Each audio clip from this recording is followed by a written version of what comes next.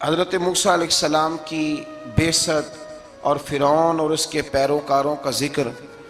موسیٰ علیہ السلام نے ان کو دعوت حق دی اور کہا کہ میں تمہارے پاس واضح نشانیاں لایا ہوں، بنی اسرائیل کو میرے ساتھ بھیج دو۔ فرعون نے معجزات پیش کرنے کے لیے کہا تو حضرت موسیٰ علیہ السلام نے اپنا عصا زمین پہ ڈالا، اپنا عصا، اپنی چھڑی، اپنا ڈنڈا زمین پہ ڈالا تو وہ ایک واضح اژدہا بن گیا۔ پھر حضرت سیدنا موسیٰ علیہ السلام نے اپنا ہاتھ گریبان سے نکالا تو وہ دیکھنے والوں کے لیے روشن ہو گیا، ہاتھ کے اندر نور پیدا ہو گیا۔ ید بیضا لیے بیٹھے ہیں اپنی آستینوں میں۔ فرعون کے سرداروں نے حق کو قبول کرنے کی بجائے اسے جادو قرار دے دیا اور کہا کہ یہ تمہیں اپنے ملک سے نکالنا چاہتا ہے۔ انہوں نے کہا اس معاملے کو ذرا ڈھیل دو اور جادوگروں کو جمع کرو۔ جادوگر آئے، انہوں نے فرعون سے کہا کہ ہم حضرت موسیٰ کے مقابلے میں جادو تو دکھائیں گے معاذ اللہ، لیکن اگر ہم غالب آ گئے تو پھر ہمارا انعام کیا ہوگا؟ سودا پہلے طے کر رہے ہیں، کیا انعام ملے گا؟ اس نے کہا کہ اگر تم غالب آ گئے تو میں تمہیں اپنا قریبی بنا لوں گا۔ بادشاہوں کا قریبی ہونا بھی تو بڑی بات ہے نا، لوگ بڑے پاپڑ بیلتے ہیں قریبی ہونے کے لیے، اور یہ جو قریبی ہوتے ہیں نا، بالخصوص جو بادشاہوں کے قریبی ہوتے ہیں، بادشاہوں کی تباہی کا سبب بھی یہی لوگ ہی بنتے ہیں۔ یہ ان کو روز خبر دیتے ہیں کہ سب اچھا ہے، سب اچھا ہے، اور دنیا کے زیادہ تر حکمران انہی لوگوں کی وجہ سے تباہ ہوتے ہیں کیونکہ ان کا خود عوام سے رابطہ نہیں رہتا۔ اگر وہ خود عوام کے ساتھ ڈائریکٹ رابطہ کریں تو شاید انہیں اچھی اور صاف ستھری چیزیں سمجھنے کو مل جائیں۔ خیر، جادوگروں نے جب کہا ہمیں کیا دو گے تو اس نے کہا تمہیں قریبی بنا لوں گا۔ جادوگروں نے موسیٰ علیہ السلام سے کہا کہ آپ پہل کریں گے یا ہم پہل کریں؟ تو موسیٰ علیہ السلام نے کہا تم پہل کرو۔ جب جادوگروں نے اپنی رسیاں زمین پہ ڈالیں تو لوگوں کی نگاہوں کو سحر زدہ کر دیا، جادو کر دیا اور انہیں ڈروا دیا۔ انہوں نے کہا یہ تو بڑا جادو لے آئے۔ اللہ تعالیٰ نے حضرت موسیٰ علیہ السلام کو حکم دیا کہ آپ بھی اپنا عصا زمین پہ ڈالیں۔ ان کی رسیاں سانپ بن گئی تھی نا، دراصل وہ سانپ بنی نہیں تھی، لوگوں کی آنکھوں پر جادو ہو گیا تھا، انہیں سانپ نظر آ رہا تھا۔ فرمایا آپ بھی اپنا عصا زمین پہ ڈالیں۔ وہ عصا سانپ بنا اور جادوگروں کی ساری چیزوں کو نگل ہی گیا۔ ان کی بہت ساری رسیاں سانپ بنی تھی، ان کا ایک ہی عصا سانپ بنا اور سب کو نگل گیا۔ اس طرح کے معجزے کی حقانیت اور جادوگروں کا بطلان ثابت ہوا اور فرعونی رسوا ہو گئے۔ جادوگر سجدے میں گر گئے اور اللہ پر ایمان لے آئے۔ فرعون نے انہیں دھمکی دی کہ تم میری اجازت کے بغیر ایمان لے آئے ہو، میں تمہارے ہاتھ اور پاؤں مخالف سمت سے کاٹ دوں گا، یعنی الٹا ہاتھ کاٹ دوں گا، سیدھا پیر کاٹ دوں گا، میری بغیر اجازت ایمان لے آئے ہو، اور تمہیں سولی پہ بھی چڑھوا دوں گا۔ انہوں نے کہا کہ ایمان لانے کی پاداش میں تم ہمیں سزا دینا چاہتے ہو؟ پھر انہوں نے اللہ تعالیٰ سے صبر اور استقامت کی دعا کی۔ اس کے بعد فرعون نے بنی اسرائیل کے بیٹوں کو قتل کرنے کی اور بیٹیوں کو زندہ چھوڑنے کا حکم دے دیا۔ موسیٰ علیہ السلام نے قوم کو صبر کی تلقین کی اور کہا کہ نیک انجام اہل تقویٰ کے لیے۔ یہاں ایک لطیف بات ہمارے صوفیاء نے بھی لکھی ہے۔ صوفیاء کہتے ہیں کہ فرعون نے کلمہ نہیں پڑھا پر جادوگر کلمہ پڑھ گئے۔ وہ کس طرح کلمہ پڑھ گئے؟ تو کہنے لگے دراصل انہوں نے آتے ہی حضرت موسیٰ کا ادب بڑا کیا تھا۔ جادوگر حضرت موسیٰ کے مقابلے میں آ کے بھی ان سے کہتے ہیں کہ رسیاں آپ پہلے ڈالیں گے کہ ہم ڈالیں؟ آپ عصا پہلے رکھیں گے کہ ہم رکھیں؟ تو اتنا سا ادب کیا تو رب کریم نے فرمایا جو نبی کا ادب کرے وہ بے ایمان نہیں رہ سکتا، جو نبی کا ادب کرے وہ بے ایمان نہیں رہ سکتا، اور جو نبی کی بے ادبی کرے وہ ایماندار نہیں رہ سکتا۔ ختم ہو گئی بات۔ یہاں ہمارے صوفیاء نے یہ بات لکھی ہے کہ چونکہ انہوں نے آتے ہی کہا تھا کہ آپ پہلے ڈالیں گے یا ہم پہلے ڈالیں، تو حضرت موسیٰ سے انہوں نے پوچھ لیا، نبی کے پوچھے بغیر پہل نہیں کی تو اللہ نے انہیں ایمان کی دولت عطا کر دی۔ ایک بات اور ذہن میں رکھیں کہ حضرت موسیٰ کے پاس عصا تھا، اژدہا بن جاتا تھا، لیکن پھر بھی جب فرعون نے حکم دیا کہ بیٹوں کو زندہ رکھو، بیٹیوں کو قتل کرو، تو اس وقت حضرت موسیٰ علیہ السلام نے وہ معجزہ نہیں دکھایا۔ جو مقام صبر ہوتا ہے وہ مقام صبر ہی ہوتا ہے۔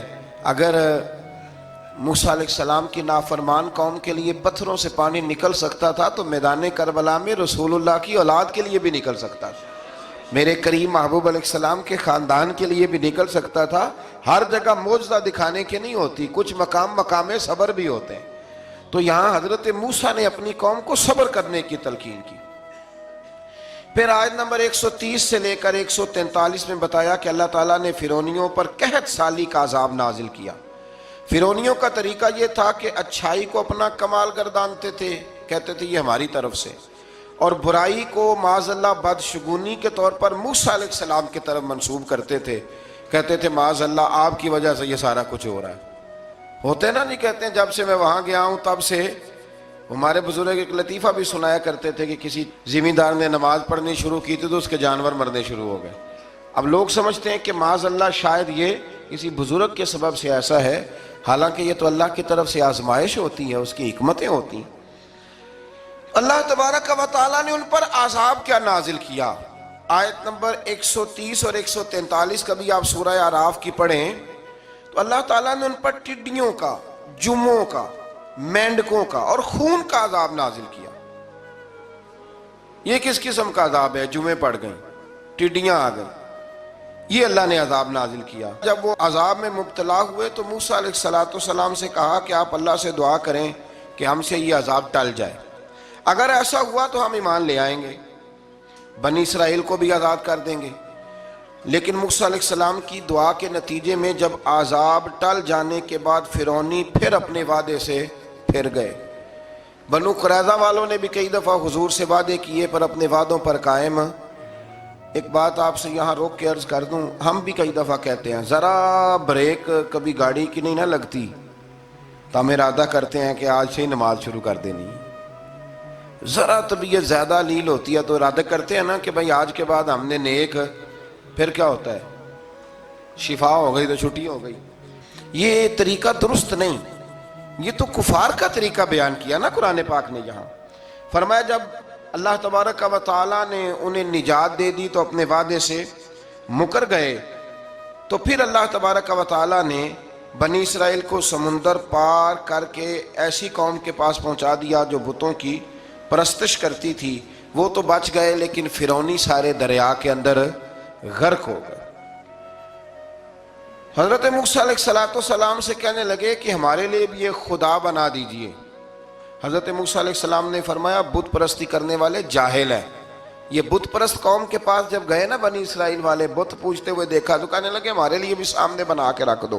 فرمایا یہ تو جاہل ہیں, تم انہیں دیکھ کے اثر قبول کر رہے ہو اور اپنی جاہلیت کے باعث یہ ہلاک ہونے والے بھی ہیں. پھر اللہ تعالیٰ نے بنی اسرائیل پر اپنی نعمتوں کا ذکر فرمایا اور موسیٰ علیہ السلام نے اپنی قوم میں ہارون علیہ السلام کو اپنا جانشین فرمایا اور کوہ طور پر تشریف لے گئے. اللہ نے فرمایا وہاں آ جائیں, میں آپ کو تورات عطا کرتا ہوں. 40 دن کا یہ عرصہ تھا. موسیٰ علیہ السلام نے وہاں پہ جا کے, وہ سارا واقعہ بھی انہی آیات میں ہے کہ حضرت موسیٰ نے عرض کیا تھا کہ رب ارنی, یا اللہ میں تجھے دیکھنا چاہتا ہوں. تو فرمایا لن ترانی, تو نہیں دیکھ سکتا.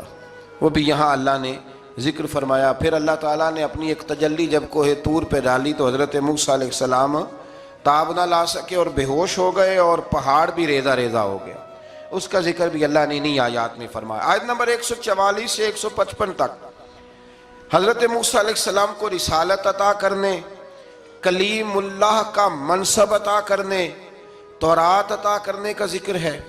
آگے چل کے بتایا کہ جو متکبر لوگ ہیں نا وہ آیات الہیہ سے منہ پھیرتے, اور جو لوگ اللہ کی آیات اور قیامت کو جھٹلاتے ہیں ان کے اعمال باطل ہیں. پھر موسیٰ علیہ السلام کے کوہ طور پر قیام کے عرصے میں بنی اسرائیل کے زیورات سے بچڑا بنا کر اسے معبود بنانے کا ذکر ہے. ان میں ایک جادوگر تھا سامری, سنا ہے سلالہ میں اس کی قبر ہے. حضرت موسیٰ کوہ طور پہ چلے گئے تو اس نے پیچھے سے نا سونے کا ایک بچڑا بنا لیا, اس میں سونے کی تاریں اس کے منہ میں لگائیں, ہوا چلتی تھی تو بجتی تھی. اتنے کمزور عقیدے کی یہ قوم تھی کہ انہوں نے فٹافٹ ماننا شروع کر لی, فٹافٹ ماننا, کہنے لگے یہ ٹھیک ہے. چنانچہ موسیٰ علیہ السلام جب واپس آئے تو قوم پر غصے اور افسوس کا اظہار فرمایا اور کہا میرے پیچھے تم نے ایسا برا کام کیا. انہوں نے تورات کی تختیاں بھی زمین پہ ڈالیں اور اپنے بھائی ہارون علیہ السلام کا سر پکڑ کے اس سے جواب طلبی کی. انہوں نے کہا اے میرے ماں جائے, بڑے خوبصورت لفظ ہے قرآن پاک، اے میرے مان جائے، اے میرے بھائی، قوم نے مجھے بے بس کر دیا اور قریب تھا کہ یہ مجھے قتل بھی کر دیتے۔ اب آپ مجھ پر سختی کر کے دشمنوں کو ہنسنے کا موقع نہ دیں، کبھی بھی دشمنوں کو اپنے اوپر ہنسنے کا موقع نہ دینا چاہیے۔ پھر آیت نمبر 151 میں موسیٰ علیہ السلام کی دعا اور کلمات استغفار کا ذکر ہے۔ آگے چل کے بتایا کہ غصہ ٹھنڈا ہونے پر موسیٰ علیہ السلام نے تورات کی تختیوں کو اٹھایا، جن کی تحریر میں اللہ سے ڈرنے والوں کے لیے ہدایت اور رحمت کی بشارت تھی۔ آیت نمبر 156 سے لے کر 158 تک میں موسیٰ علیہ السلام کی دعا کا ذکر ہے، جس میں انہوں نے اپنی قوم کے لیے اللہ تعالیٰ سے دنیا اور آخرت کی بھلائی مانگی۔ اللہ تعالیٰ نے فرمایا یہ کامل نعمت میں ان لوگوں کو عطا کروں گا جو ایمان کے ساتھ تقوی بھی اختیار کریں گے، یہ انہیں ملے گی نعمت۔ مزید اس طرح کے اسلامک بیانات سننے کے لیے ہمارے چینل روشن اسلام کو سبسکرائب کریں اور گھنٹی کے بٹن کو بھی دبائیں۔